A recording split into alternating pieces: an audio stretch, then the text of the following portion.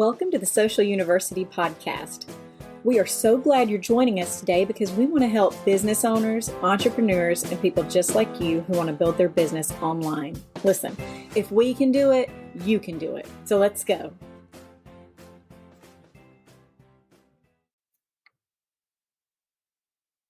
It is Mental Health Month, which means we are trying to help small business owners save their sanity with suggestions about how to combat FOMO and detox and step away from your computer so that you can actually, live your life and maintain some kind of balance.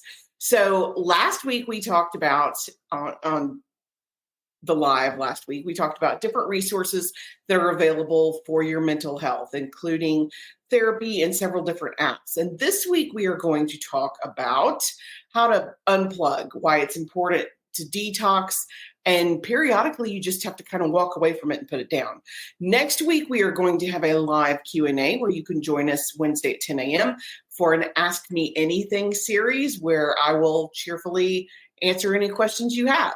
So let's go ahead and get started today with our information on why digital detoxing and why unplugging really matters to you.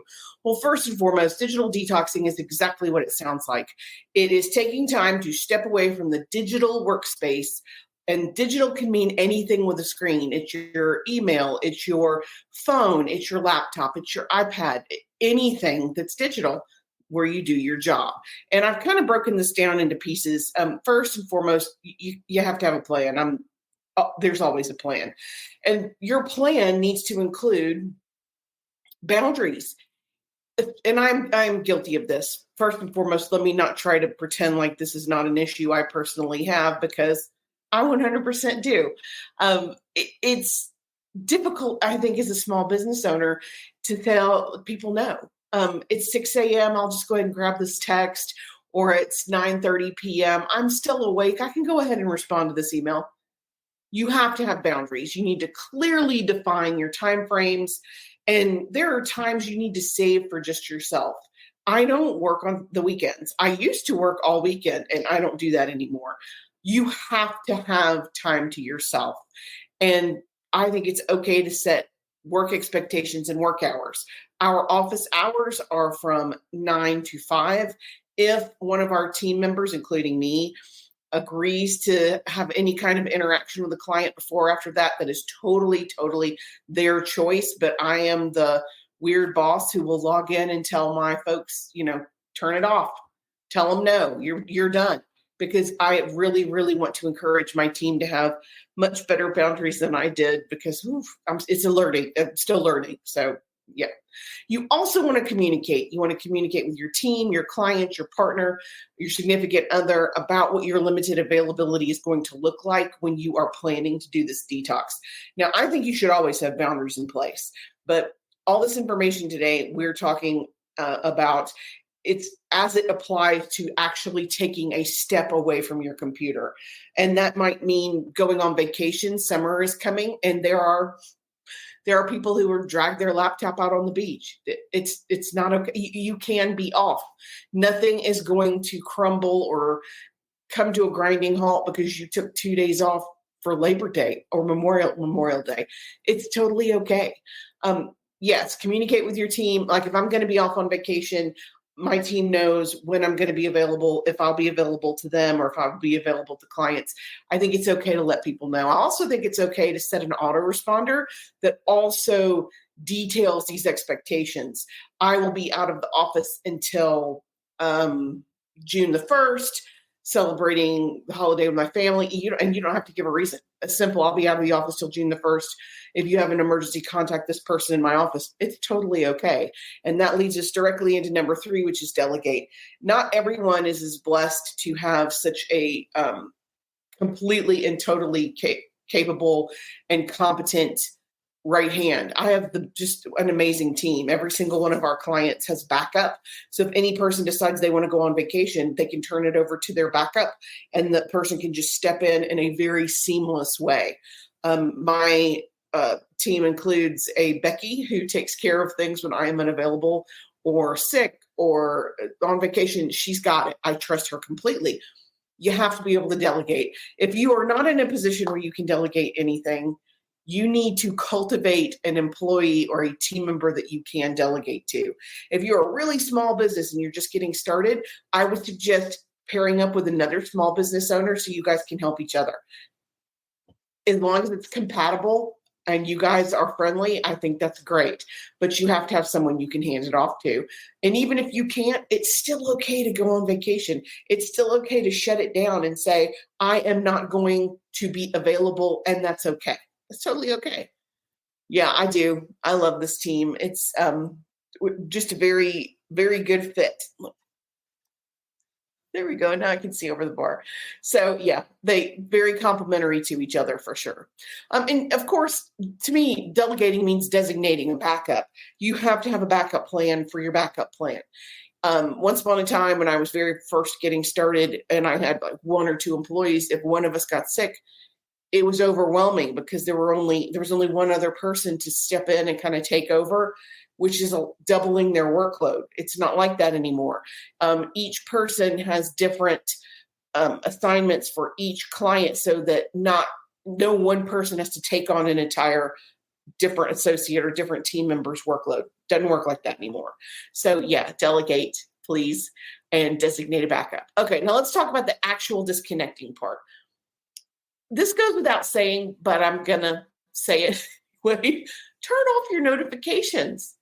Do you know how distracting it is? And it doesn't even have to be anything important. But Facebook to me is the bane of my existence. So those Facebook notifications will ding at dinner. I hear my phone buzzing.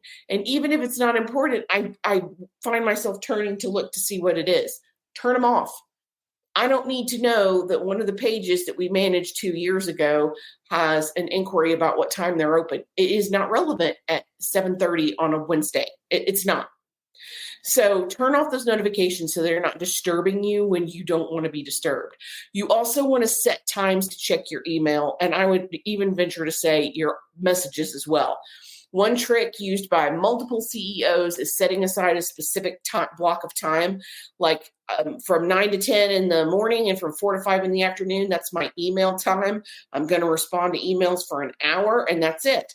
You cannot be a slave to the notification. And I struggle with this.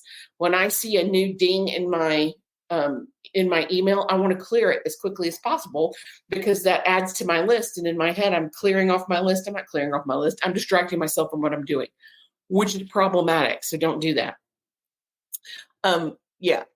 A lot of these folks can clear out their inbox in one fell swoop instead of constantly interrupting because it takes time to gear back up. Every single time you stop to check that email or check those texts, you have to ramp back up to do it again when you get ready to go back. So just schedule block time for that. And I'm a firm believer blocking time for everything, but that's just me.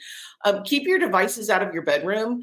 And I'm not just talking about work, which a lot of people, I don't know how you could sit in bed and be on your laptop. That's so uncomfortable to me. But people do, but don't do it before you go to bed, especially try not to do it in your bedroom. But aside from work, doom scrolling is still a thing. That blue light can really wreck your sleep schedule, and you want to prioritize sleep, especially if you're disconnecting. So try not to be on a screen when you're right about to go to sleep. iPhone has a special feature. It's a night vision, and I have my phone programmed at 10 p.m. to go into the softer, less blue screen so that it doesn't bother my eyes, and I can turn it off before I go to bed. It helps. It really does. You also, and this might be hard for some folks. I don't know if my son would continue to exist if he had to eat a meal without his phone. It happens. You do need to be able to step away from your phone. Now, when we're having family dinner, we talk to each other. I'm big on talking to the person you're with. I'm not one to get on my phone when I'm out with someone. You're never going to find me out at a restaurant hanging out with friends or family on my phone. We just don't do that. Now, will I look up something on IMDb to settle an argument? 100%. Then I put it right back down. So yes, be able to not eat with your phone. You also want to, embrace non-digital activities, whether that's reading, walking, hanging out with friends. To me, it's still digital activity to watch a movie or watch TV. So you need to be able to embrace some of that so that it doesn't, excuse me, have a negative effect on you as well. Being addicted to your phone is a thing. It is. And I know you know that. Okay, so now that we've gone through the planning part and we've gone through the disconnecting part, let's talk about how you can maintain balance when it is time for you to come back to your computer or come back from your vacation or come back, period. You want gradual reentry. You want to maybe turn on some notifications, but not all. My email is my most important tool as a business owner, so I might turn those on, but I might not turn on my social media notifications for a day or two so that I have time to go through each platform and address each of those notifications individually before I'm overwhelmed with all of them at the same time. Gradual reentry. You also want to evaluate what worked and adjust accordingly. One thing I learned after trying to take time off is it's critical to take time off. It's critical to have those boundaries with your clients and your team that you tell them, I am not available. I am never available before 8 a.m. ever. I am a night owl. I've dealt with an emergency after hours. That happens. It's part of the job. But for the most part, after 5 p.m., we're done. So I think it's important to try to maintain that balance. And of course, emergencies happen. That's the way of the world. But they don't always have to have a tremendous impact. It's okay for one person to be on call instead of 10 people to be on call. Yeah. And you also want to set sustainable habits. Wow, that was hard for me to say. Sustainable habits. Is it realistic to maintain downtime? Sure. I think it's totally realistic to expect any person to have at least 2 days off a week. You wouldn't just assume that your hairdresser works 24/7. Why should you? It's critically important for everybody to have downtime. Some other things that you want to bear in mind. Anytime you can plan ahead, it's always going to help you long term. So a content calendar, and if that's something that you struggle with, because again, social media is super distracting for a business owner. You know you have to do it. It's critically important to the long-term success of your business, but you can't pop in every 5 minutes and check notifications or realize at 3 p.m. in the afternoon, oh no, I haven't posted on Instagram today. You need a schedule. And part of dealing with this and maintaining healthy, sustainable standards, boundaries, is a content calendar. If you do not have a content calendar, you can download ours. It is free. It is on our website. There's a pop-up. You just go in there and it will be emailed directly to you. It gives you a 2-week rotation.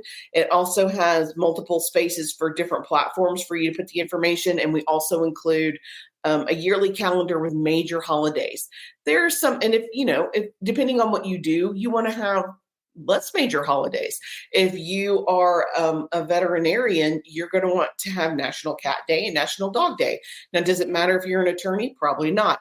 But depending on your business, check the national days of calendar and add them to that content calendar after you get your free download. And our website, I'll put it on the screen when I'm done so you can see to go get your download. Scheduling content is huge. Being able to schedule when it's convenient for you will save you stress and time long-term, hands down, because it's very difficult. Like Monday mornings, I'm all over the place. And Wednesday mornings, I know I have to do this. So I do not have the ability to go in and post content now. I have the ability to do that Tuesday afternoons. That's my slowest time of the week. It's a lot of time, my task time that I've allocated for myself. So if I'm going to schedule, that's when I'm going to do it. And when you are batching your content, it is so much easier and more streamlined, and it takes less time. If I know I'm going to post one testimonial every 2 weeks and I have 4 testimonials, I can go ahead and format and create those 4 graphics so much faster than creating one now and creating one later, and then maybe remembering to do it again later. It's batching content is, again, it's essential when you are trying to streamline your operation and really optimize your time. Utilizing time management tools, anything that helps keep you on track. One of my favorite tools is Toggle, because it tells you how long you're taking on very specific tasks, which can be an eye-opener. You may not know you're spending 6 hours a week on Facebook. It is shocking when you see it laid out in front of you. Oh my gosh, I can't believe it took me this long to do this. I love that tool. And there's a bunch of different technologies that can help you with time management. Todoist is a list. We, of course, use Trello and Asana. They're critical for our business, and my entire team uses both of those every day. Slack is a great tool. There's different time management tools. Those are really probably more project management tools, but they save us time because it's just an easier way to communicate. You also want to minimize distractions by blocking out time for specific tasks, which comes back to scheduling and managing your schedule in a healthy way. This is going to save you time and sanity, and it's long-term sustainable. This is something you can always do. Scheduling your content calendar, batching content. These are things that you can do all the time that will absolutely help you long-term. This is our website. If you want to go download our content calendar, it's free. We're happy to answer any questions. If you go ahead and do it this week, you can come back next week at 10 a.m. and ask me anything you want about the content calendar, and I am happy to answer your questions. You guys, thanks for spending time with me today. Until next week at 10 a.m. Central, I am Karen Taradas with Social U, and I'm here to help. Thanks. Thanks for joining us for the Social University podcast. We hope you enjoyed it. Be sure to follow us on all of our social media at Stay Social U. That's the letter U, and we will talk to you next week. Remember, you've got this.